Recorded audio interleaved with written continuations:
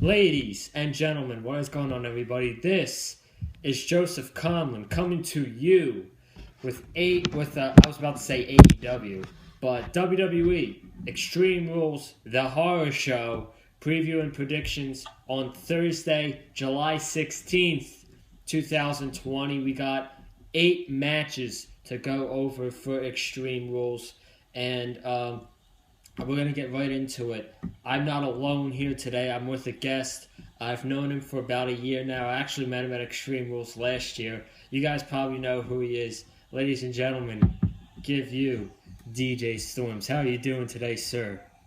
I am doing fantastic, my friend. Thank you for having me on. I actually just got out of work. My preview and predictions video for Extreme Rules actually just premiered on my channel. I greatly appreciate you joining in. We got a lot to talk about, even though this is pretty much a throwaway show going into SummerSlam of 2020, but I'm doing fantastic. My online class wraps up this week. Of course, I am working this week. And then, of course, 4 videos. And this week is actually my 3-year anniversary. Today, actually, Woo! July 16th, 2020. 3 years of the greatest YouTuber on the face of the planet. You gotta love it, my friend. You gotta love it. Great stuff, man. 3 years of DJ Storms. Make sure you guys check out that live stream tomorrow up on his YouTube channel, and subscribe to his YouTube channel as well. But yeah, let's get into Extreme Rules. I mean, before we talk about the matches, this show, it doesn't feel like there's even a pay-per-view on Sunday. I don't even know what to say at this rate, man. I mean, with the WWE, it rarely feels like there's a main roster pay-per-view whenever they build towards a main roster pay-per-view. At this rate, the builds towards main roster pay-per-views, you can't really put any investment in them. The only thing that we can actually rely on is we can hope that the actual pay-per-view, the in-ring performances with the matches at the pay-per-view will actually be somewhat decent. And I actually hope that's what we get. I'm a hopeful guy, wishful thinking, a guy can dream. But based on everything that's been going on and the complete disarray that the backstage management has, what's the word that I'm looking for, has been in right now, I really don't see this show running very, very smoothly. It's been horrible backstage in the WWE. Just watch Monday Night Raw and SmackDown. Apparently, Bruce is stressed out. No one asked for him to do this, so he should do himself a favor and leave. Just leave. Speaking of which, supposedly, I actually heard that he didn't even want this power. I actually read a rumor that he didn't even want to do this. Yeah, that's great and all. Cool, you didn't want to do this. Then you should have said no to Vince. Exactly. He should have. You guys got no balls. Say no. He's a Vince McMahon yes man at the end of the day, and he's gonna do anything that Vince McMahon tells him to do. So that's that. Let's talk about Extreme Rules. We got 8 matches to talk about. We actually have 1 non-confirmed match on the card. It's more than likely gonna happen, and it's Cesaro and Shinsuke Nakamura versus the New Day in a tables match. Tag team wrestling is dead in the WWE, as you all know. The SmackDown Tag Team division is 4 teams. I don't call that a division. 4 teams on the SmackDown division. You got the New Day, Nakamura and Cesaro, the Lucha House Party, The Miz and Morrison. And you know what? If you're going to take the titles off the New Day to put them on Cesaro and Shinsuke, just to put them back on the New Day, what's the point of taking the titles off the New Day in the first place? So with that being said, if this match happens, I'm going for the New Day to retain. How about you? I actually disagree with you here, my friend. Based on everything that's been going on and the way that they've been pushing Cesaro and Shinsuke, this has to end with Cesaro and Shinsuke winning the titles. And I would not put the titles back on the New Day. Matter of fact, I keep the New Day far away from the tag team championships. With SmackDown, you actually have tag teams that you can utilize. Obviously, you said the New Day, the Lucha House Party, Miz and Morrison.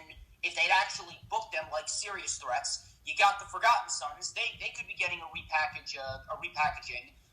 You got Heavy Machinery. They're still a tag team. I consider them a tag team. You got Cesaro and Shinsuke in there. So that's actually 6 teams. If you want to, you could actually put together some more teams. If you wanted to, you could do Chad Gable and Mustafa Ali. But I don't think Mustafa Ali is going to be in the tag team division anytime soon. Considering that he could be brought back to SmackDown. And I actually have some news on Mustafa Ali, which I'll talk about on the Lightning Flash update on Saturday. But as far as this match goes, this has to end with Cesaro and Shinsuke winning the tag team titles. There's no other way out. Give Cesaro and Shinsuke the tag team titles. Get the fucking titles off the New Day. The New Day are the Charlotte Flair. No F-bombs, please. No? Are you sure? Yeah, no F-bombs. All right, fair enough. But you got to get the titles off the New Day, man. I can't stress it enough. The New Day are the Charlotte Flair of the tag team division.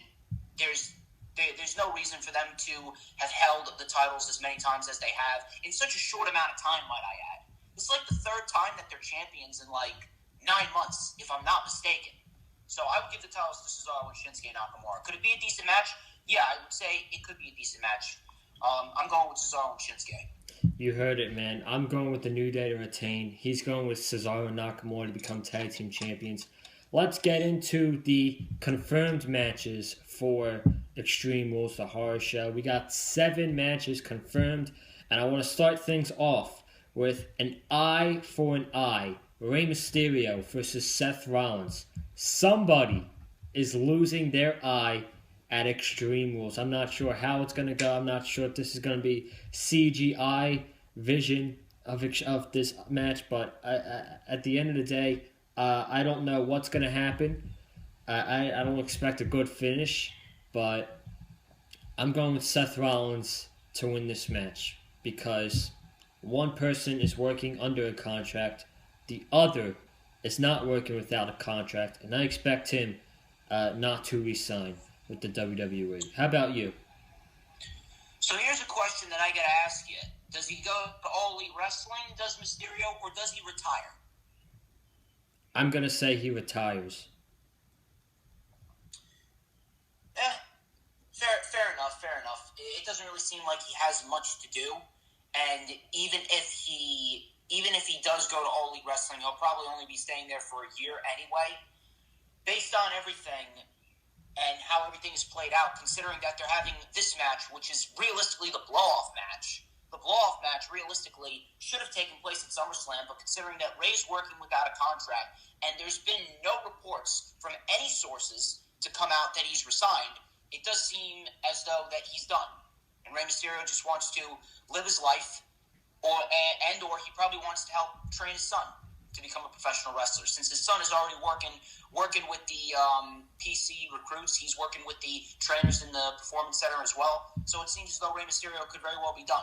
That would be my thought on it. I think that Rey Mysterio is not going to go to AEW, and if he does go to AEW, then WWE is going to take this as an opportunity to bury Dominic, because that's WWE for you. Exactly, and I did mention this on the rundown for the horror show at Extreme Rules. WWE, they're the most petty company on the face of the planet. This is the same company that broke AJ Lee's record because AJ Lee is married to CM Punk. Same company that broke Demolition's record because they were going through a lawsuit with Demolition at the time. Same company that's currently taking out their frustrations on Jeff Hardy because his brother Matt went to All Elite Wrestling. So at the end of the day, I don't think Rey Mysterio really wants to put his son at risk because he knows the people that he's working for. I'm going with Seth Rollins to win this eye for an eye match. I really don't expect a good finish, to be quite honest with you. There's certain limitations to the suspension of disbelief, and I'm really not. I can't get behind the fact, even if it's CGI, that someone is literally going to have their eye pulled out of their socket. It really is cheesy. It's cheesy. It's corny. It's not necessary. And to be quite honest with you, I really don't know where either man goes. Ray's probably leaving.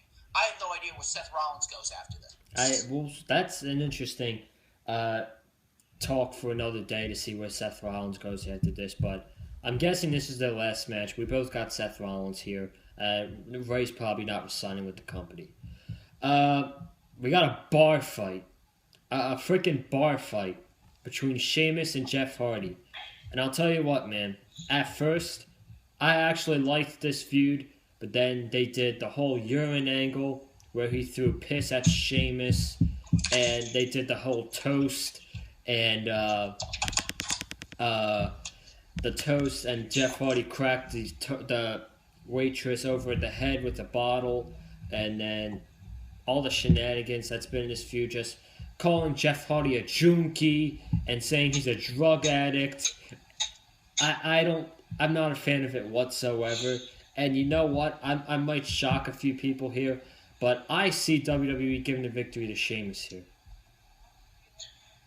To be quite honest with you, I really can't disagree with you in that regard. Because ever since Backlash ended, it just became so repetitive, dude. Like, I understand what they were trying to do leading up to Backlash, and I had no problem with it. I actually called it the best program on SmackDown. But after Backlash, it became unbearable. Like, yes, we get it. You don't need to say it over and over and over and over again. Each and every single week, it's the same thing. Every single week. It's pretty much the Seth Rollins of storylines right now. Because Seth Rollins, everyone on social media goes on and says that Seth Rollins is repeating the same thing over and over again in his promos, which he is. WWE is doing the same thing each and every single week with Jeff Hardy. We get it. He has problems with substance abuse. You don't need to embarrass him each and every single week with not just Sheamus, but now you got Miz and Morrison in on it. It's ridiculous. It really is ridiculous. And to be quite honest with you, I see Jeff Hardy leaving. To be quite honest with you, I really do not see him resigning with the WWE whenever his contract is up. So I'm actually going to agree with you here. I'm going with Sheamus to win this bar fight. And another thing I want to point out, what is it with WWE? What is it with WWE abusing the cinematic matches at this pay-per-view? That's 3 cinematic matches that we're more likely than not going to have. You got the Wyatt Family Swamp fight, you got this bar fight, and then you got the Eye for an Eye match. I am fine with 1 cinematic match per pay-per-view as long as this pandemic era is going on in the world of professional wrestling. But why do you need to do 3? Too much of a good thing is not a good thing at all. So I don't know what WWE's plan here is, but at SummerSlam, I really do not want to see another cinematic match after the abuse of cinematic matches at Extreme Rules 2020. I'm going with Sheamus. It's an overkill with the cinematic matches, and they're saying that this is Jeff Hardy's redemption storyline. This is not Jeff Hardy's redemption. This is WWE's redemption at Jeff Hardy. And Jeff Hardy's real redemption storyline was when he goes to AEW with his brother Matt. Hopefully in the next few months. But we both got Sheamus here. Let's talk about the Wyatt Swamp fight with the Universal Champion Braun Strowman and Bray Wyatt. Non-title. I'm guessing this is going to be cinematic. This is probably the most predictable match on the card. I'm going with Bray Wyatt. No way Braun Strowman wins this match. Bray Wyatt's going to win. He's going to get a Universal Championship match at SummerSlam as The Fiend, and The Fiend is going to take the championship off Braun Strowman. I really see nothing much to talk about in this match with Bray Wyatt and Braun Strowman. Well, we actually can talk about one thing, and we need to address how bad Braun Strowman really is, to a point where the women's tag team titles actually feel more prestigious than the Universal Championship. It kind of does. That is how bad Strowman is, dude. Dude. That's how bad Strowman is. People want to say Braun Strowman's this great monster. He's good. Get these hands. A real monster is Brian Cage. That guy is a real monster. Much better than Braun Strowman. And on top of that, I will say this though: a cinematic match. This is probably the only way that you can make a Braun Strowman match enjoyable. Well, hopefully they do make this match enjoyable. But this match should not main event either. I do not want to see this match main event. I don't need it. Non-title, Wyatt Swamp fight. Bray Wyatt wins. It makes sense because this isn't necessarily a match. So you're not going to win by pinfall or submission, so Braun Strowman isn't necessarily going to get pinned. He's just going to get beaten down in a swamp by Bray Wyatt, which obviously will set up the 3rd match. The Fiend is going to win the Universal Championship at SummerSlam, and that's pretty much that. Yeah. Braun Strowman's terrible, and I just hope that we don't see him on television ever again after he loses the Universal title at SummerSlam. That would be great. No Braun Strowman on television. Be a blessing. I doubt it happens, but we both got Bray Wyatt here winning the Wyatt Swamp fight. It's so predictable. The route. Bruce Pritchard, are you listening? No Braun Strowman after SummerSlam. No. Thank you. Brother love. Hashtag no Braun Strowman. Let's move on to the championship matches here. We got 4 of them. Let's start off with one of the women's championship matches. We got Bayley defending the championship against Nikki Cross, somebody that oh God, I don't like watching Nikki Cross. She is so cringe. Her character sucks. Her partnership with Alexa Bliss sucks. Where's the NXT Nikki Cross? Dude, it pains me. It pains me to say that Nikki Cross is one of the worst aspects about the main roster right now because of how great she was in NXT. And you have her get called up to the main roster, and you do a complete 180 with her character. You pair her with Alexa Bliss, of all people, and now she's playing second fiddle, and she's pretty much a giddy Scottish version of Alexa Bliss. They have 2 meaningless reigns as women's tag team champions, and now she's competing against Bayley for the SmackDown Live Women's Championship. And here's something that we need to address here. Nikki Cross is actually a good wrestler. No one's going to shortchange Nikki Cross in that regard. I would be an idiot if I was to shortchange Nikki Cross in that regard. But as far as her character goes, Nikki Cross is one of the most unbearable things about main roster television because of how awfully they have booked her in this partnership with Alexa Bliss. Could this be a decent match? Yes. And to be quite honest with you, I hope it's a decent match. I hope I'm proven wrong. But I don't really expect anything from this match. This is nothing more than an interim title defense for Bayley before we eventually get Bayley and Sasha, which I don't think is taking place at SummerSlam. I actually think that they are building towards Bayley and Sasha at WrestleMania next year when we actually have a crowd. And that's how I see this playing out. Bayley retains. Wow, so no Bayley and Sasha at SummerSlam. I don't know what they would do at SummerSlam with Bayley or Sasha. But women's tag team title match, perhaps. Possibly, yeah. But are you not going to defend the SmackDown Championship on your second biggest show of the year? You could, and to be quite honest with you, I'd probably give Naomi a SmackDown Live Women's Championship match because she's probably the best women's wrestler on the SmackDown Live roster outside of Sasha Banks and Bayley.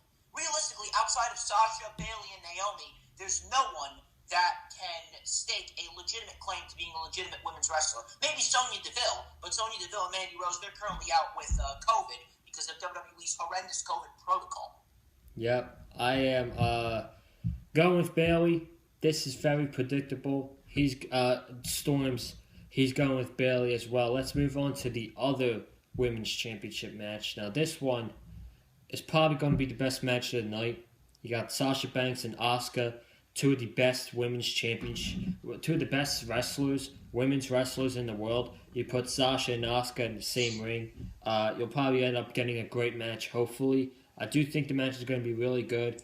But, again, this is very predictable. Asuka is not losing that Raw Women's Championship to Sasha Banks. The match itself, I do expect it to be an excellent match. Probably the best match of the night. There is no denying how great Sasha Banks and Asuka really are.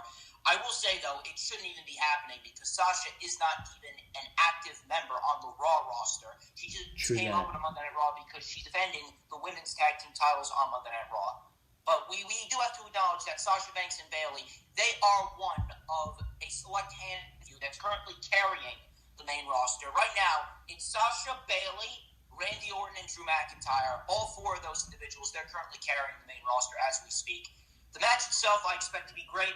The match itself, I expect to be probably one of the only things on the show worth going back and watching. I hope I'm wrong, and I actually hope the majority of the show is actually decent. But I'm going with Asuka to retain. This is nothing more than an enhancement of the Bayley and Sasha Banks storyline because Sasha Banks cannot get another championship, so obviously she's going to grow jealous, and obviously at some point she's going to turn babyface on Bayley, and we are going to get Sasha Banks and Bayley for the SmackDown Women's title at a later date. Asuka to retain here. All right, so we both got Asuka retaining the Women's Championship, but let's talk about this for a second. We had Bianca Belair returning on Raw. I could see her challenging, hopefully, Asuka for the championship. Shayna Baszler's back. She could challenge Asuka. But then on Raw Talk this past week, they teased Kairi Sane getting a shot at Asuka if Asuka beats Sasha Banks, which she more than likely will. Out of those three women, who do you want to see Asuka face at SummerSlam? Well, to be quite honest with you, if I'm going to be honest, realistically speaking, if you put Shayna Baszler against Asuka at SummerSlam, that means that Shayna would have to win. And I'm not sure if you're in the same boat, but I think it may be too early for Asuka to lose the Raw Women's Championship. If we're going to be smart here, you could have Kairi Sane face off against Asuka because Kairi Sane, she's leaving. She's leaving at some point when her contract's up. Now, the only reason why I don't think she's left yet, mainly because of the fact that we have the travel bans across the world. So you can't travel to different countries because of the coronavirus situation. So if that's the case, then WWE's probably just going to make good use out of Kairi Sane in the meantime. And they gave her a Women's Tag Team Championship match with Sasha Banks and Bayley alongside Asuka. That was a very good matchup on Monday Night Raw. Then you have SummerSlam. If you want to, you can have Kairi Sane and Asuka, a nice little dream match between the Kabuki Warriors at SummerSlam, and Asuka retains. Then, after Kairi Sane, probably at Night of Champions, or possibly at Hell in a Cell, you can have Shayna Baszler versus Asuka, and Shayna Baszler wins the Raw Women's Championship. Then you can have Shayna Baszler hold the title till WrestleMania, where Bianca Belair is waiting in the wings. And Bianca Belair at WrestleMania 37 will get her crown and achievement and become Raw Women's Champion. Now that's how I would book it. That's the smart way to book it. But then again, smart and World Wrestling Entertainment doesn't go in the same sentence. No, doesn't go in the same sentence. But what you just brought up right there, I would do that absolutely. Kairi Sane and Asuka, they could probably have a really good match at SummerSlam. And after Monday, that's probably what I would do at SummerSlam. Have a good match between Asuka and Kairi Sane at SummerSlam for the Women's Championship. Moving on here. United States Championship match. We have MVP versus Apollo Crews. And I'll tell you what, man. Bobby Lashley and MVP, they've been doing good, in my opinion, on Monday Night Raw. They've been doing some good things. No, that's indisputable. That's not debatable. MVP and Bobby Lashley, they've been doing some very good material on Raw. I'm not going to deny that. Yeah, but dude, I cannot get behind an MVP championship match on pay-per-view in 2020. I can't Dude, how many times has MVP retired now? Like 15, 20 times in the last 6 months? It's been too many. Jesus Christ. I don't even know. I really don't even know. And can I also point out, I'm going to say it again. I said it on the rundown, and I'm going to say it again on the Lightning Flash update. I'm going to say it over and over again. The partnership with MVP and Bobby Lashley, it's meant to enhance Bobby Lashley, right? It's meant to make Bobby Lashley into more of a serious threat. Now, don't get me wrong, I appreciate that, but it's not like we're going to take Bobby Lashley seriously after that wedding angle with Lana, which we will not get into detail about. But no matter if Bobby Lashley is past the point of no return, and no matter if Bobby Lashley shouldn't even be getting a championship match in 2020, why is MVP, the manager, getting a title match over Bobby Lashley, the client? It's stupid. You're doing it completely backwards. It is backwards. It's like saying this might be unrealistic, but that's like saying you're giving Paul Heyman a championship match over Brock Lesnar. Exactly. No, it's that right there. That right there is a perfect comparison, dude. Now, unfortunately, I really don't see Apollo Crews making it out of the summer with the United States Championship. Truthfully, I would be shocked if MVP doesn't win the U.S. title, because here's how this is ending. There's two ways I see this ending. It's either Apollo loses to MVP or he retains against MVP and Bobby Lashley takes the title off from that SummerSlam. I don't want to see that happen. Realistically speaking, it should be someone like an Angel Garza or Akira Tozawa or Shelton Benjamin. It should be somebody like that. It's Mustafa Ali, Kevin Owens. It should be someone like that takes the title off of Apollo Crews. Well, it shouldn't be Bobby Lashley. If there's either two of the options you said, MVP beating Apollo or Apollo beating MVP, and then going on to lose to Bobby Lashley, I'm going to go with option 2, and I'm going to pick Apollo Crews to retain, and that's exactly what's going to happen. Bobby Lashley will get the chance at SummerSlam probably, and he's going to become the new United States champion. But for now, short term, I'm going to pick Apollo to retain. And I really don't understand why they're even putting Bobby Lashley in this situation. Actually, no, I do understand why they're putting Bobby Lashley in this situation. They're putting Bobby Lashley in this situation as a consolation prize because A, he didn't win the WWE Championship, and 2, I guarantee you that if we still had crowds, I truthfully believe that they were building towards Bobby Lashley versus Brock Lesnar at SummerSlam, and that's not happening. So they're giving Bobby Lashley the United States Championship as an apology. Yeah, I could see that, but moving on, a last match here on the preview predictions for Extreme Rules on the Big Fight Field channel here. We got Dolph Ziggler, the challenger, versus Drew McIntyre, the champion. Dolph Ziggler gets to pick the stipulation.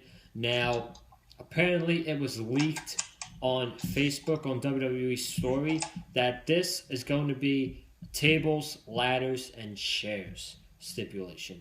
I don't really know what to think about it, so I'm going to hand it over to you to give your thoughts. To be quite honest with you, I don't really mind it. I don't really mind it whatsoever. And if we're going to be quite honest, like whether it's a TLC match or a normal match or whatever stipulation it could be, the only reason why I'm giving this matchup a chance, the build's been horrible. The build up to McIntyre's championship matches on pay-per-views outside of the Brock Lesnar match has been horrible. His build with Rollins, terrible. His build with Lashley, terrible. His build with Ziggler, terrible. The only reason why I'm giving this a chance is because McIntyre and Ziggler are two excellent wrestlers. And I said this before, and I'll say it again. The WWE, they can't keep on doing this with Drew McIntyre. They can't keep on giving Drew McIntyre challengers that have no right to be challenging for the WWE Championship. Rollins didn't deserve a WWE Championship match. Bobby Lashley didn't deserve a WWE Championship match. Dolph Ziggler doesn't deserve a WWE Championship match. Dolph Ziggler didn't do shit. Dolph Ziggler didn't do shit. The one thing that we have to fall back on is the fact that the match quality could be great. And the match with Rollins was great. The match with Lashley was great. Will they luck out a third time with Dolph Ziggler? Probably. And to be quite honest with you, I don't mind a tables, ladders, and chairs match. I don't mind it. I think it could be very chaotic. I think it could be very innovative. And that should be the main event of the show. Drew McIntyre retains here against Dolph Ziggler. I expect a great match. I mean, how can you not have a great match with Drew McIntyre and Dolph Ziggler? Dolph Ziggler, we can rag and we can rip apart Dolph Ziggler all we want, but at the end of the day, everyone is in the same boat when we say that Dolph Ziggler is one of the best pure athletes in the WWE. He's one of the most underutilized stars in the WWE, right next to Bray Wyatt. He's one of the most mistreated WWE stars in the history of the company, period. I expect a great match. Should not be happening, but I hope that we get a great match, and I expect Drew McIntyre to retain here against Dolph Ziggler and move on to Randy Orton at SummerSlam. You know what? We're in the same tree as we were last year. You know what feud this reminds me of? This reminds me of Dolph Ziggler versus Kofi Kingston from last year. Yep. Same exact storyline. It's the same thing. It's Dolph Ziggler. Dolph Ziggler didn't do a damn thing to get a championship match against Kofi Kingston. But he got 2 title matches out of there. He was a a placeholder for Kofi last year. He's a stepping stone for Drew McIntyre this year, just so McIntyre can get to SummerSlam. And after the match with McIntyre at Extreme Rules, which he's going to lose, we all know that, what's Dolph Ziggler going to do? He's going to do nothing, or he's going to wait for Bobby Roode to come back and go to the Monday Night Raw Tag Team division. Pretty much. That's pretty much all they can do at this rate. And to be quite, but here's the difference. The difference is that the matches with Kofi Kingston were terrible. That wasn't necessarily their fault. It was the way that they were produced. But I do expect this match with McIntyre to actually be a great match because McIntyre's work rate this year, has been exceptional. No one's been having better matches than Drew McIntyre. Sasha Banks and Bayley, yes, they've been carrying the main roster, but in terms of work rate, Drew McIntyre is undoubtedly the workhorse of the WWE main roster product. Just take a look at his work ever since he won the Royal Rumble. His body of work speaks for itself. Great match with Rollins. Great match with Lashley. Whenever he steps into the ring, you can expect Drew McIntyre is going to bust his ass to give you your money's worth. He's going to give you a great match with Dolph Ziggler. No matter how terrible the feud's been built up, no matter how terrible the match has been built up, I do expect a great match between these two because Drew McIntyre, he's not going to go in there and just half-ass it. Now, one more thing before we get out here. It was leaked the stipulation that it was going to be a TLC match, but what if WWE sees that people speculating that WWE leaked it on their Facebook that it's going to be a TLC match, and they changed the stipulation, to Drew McIntyre cannot use the Claymore kick, and if Drew McIntyre does use the Claymore kick, he is disqualified and Dolph Ziggler wins the WWE Championship. What will you think about that? That is actually I'm not going to lie to you. I was thinking the exact same thing. Great minds think alike, my friend. Yes. What if?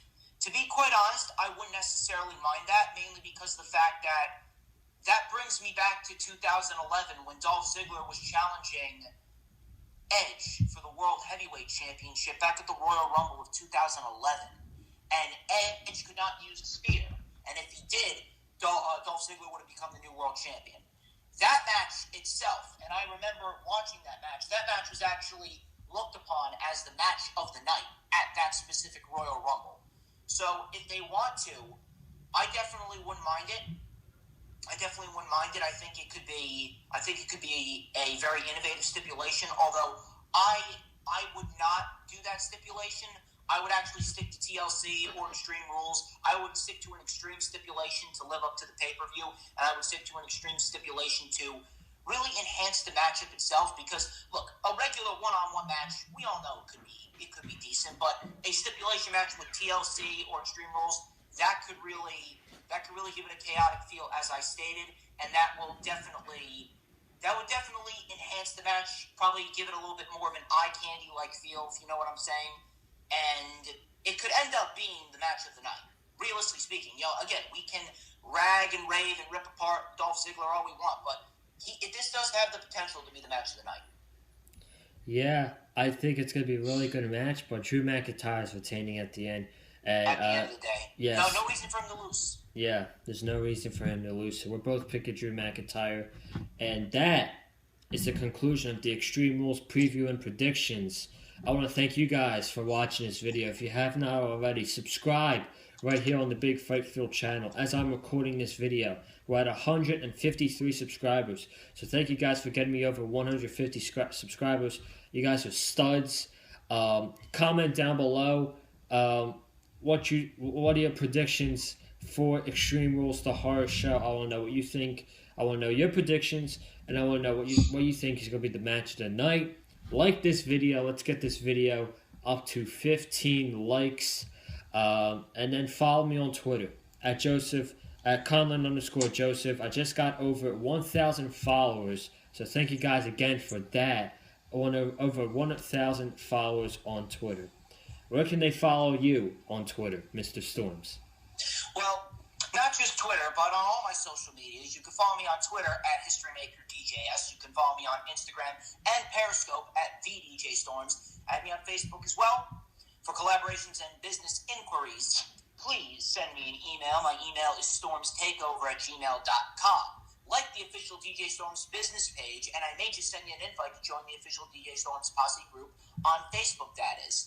Of course, you can find me on YouTube, DJ Storms. You can't miss me. We are over 2,000 subscribers. We're on the way to 2,500. Please, when you go to my YouTube channel, you gotta like my videos. And when you like, you gotta comment down below. And when you comment down below, you gotta hit that subscribe button. And when you hit that subscribe button, you gotta hit the notifications bell with a huge coup de grace. That way, you will know whenever I pop up on YouTube. Because whenever I pop up on YouTube, it is the best time to be on YouTube. It is the only time you're gonna get to see this glorious Cyber Chinstrap combination, this beautiful quarantine mustache. Come on, everyone wants a piece of the Storms Meister. Joseph Conlon, it has been a pleasure. I greatly appreciate it. I greatly appreciate the opportunity. I greatly appreciate the time that you have given me. It's been a blast predicting the horror show at Extreme Rules. Specifically, not Extreme Rules, the horror show, because that's too much. You got to say the horror show at Extreme Rules. So we got that pay-per-view on Sunday. We got a lot of wrestling going on this weekend, actually, especially with Slammiversary on Saturday. So I'm not sure if you're watching that. I'm not watching that considering I got a lot of other stuff to do. But regardless, I probably am gonna watch that show, and I just might bring a review for you guys on Saturday night. So stay tuned. That's excellent. So stay tuned for that. But thank you again, my friend. No I really problem. appreciate it. No problem. This is DJ Storms. I'm Joseph Conlon. We're getting out of here, and I'll see you guys in the next video, possibly Slammiversary review on Saturday night. Have a good night and stay safe.